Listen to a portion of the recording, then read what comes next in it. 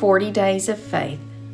The day of Passover for the Jews had arrived, and Jesus sent Peter and John, and he told them that a man would meet them just inside Jerusalem carrying a pitcher of water. He said, "Follow him, and at the house tell the owner this: the teacher asks, 'Where is a room to eat the Passover with my disciples?' He will take you upstairs to a room that is already set up." There was someone waiting. It was already predestined, and so the disciples fixed the Passover meal. That evening, Jesus came and sat his disciples down together. He took some bread and he gave thanks to God for it, and he broke it into pieces and gave it to the disciples, saying, "This is my body, which is given for you. Do this in remembrance of me." And after supper, he gave thanks, and he took wine.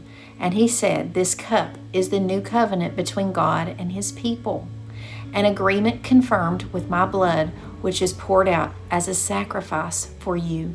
And Jesus told them that the man who would betray him was sitting there among them. They wondered who it was. Judas had already received his 30 pieces of silver to betray Jesus. And Peter cried out, "Jesus, I am ready to go to prison and even die for you." And Jesus replied, "Peter, you will deny me 3 times before the rooster crows in the morning."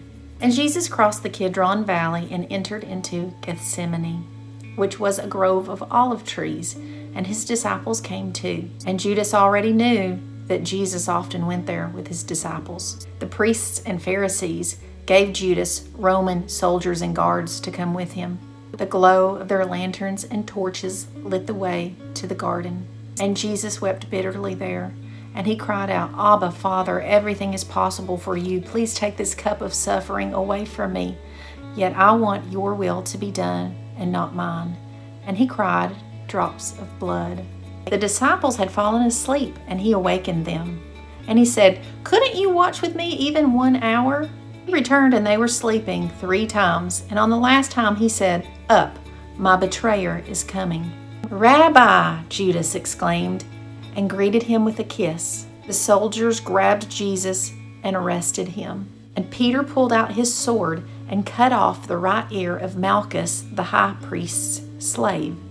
But Jesus told Peter to put up his sword, and he took his hand and touched the man's ear and healed it.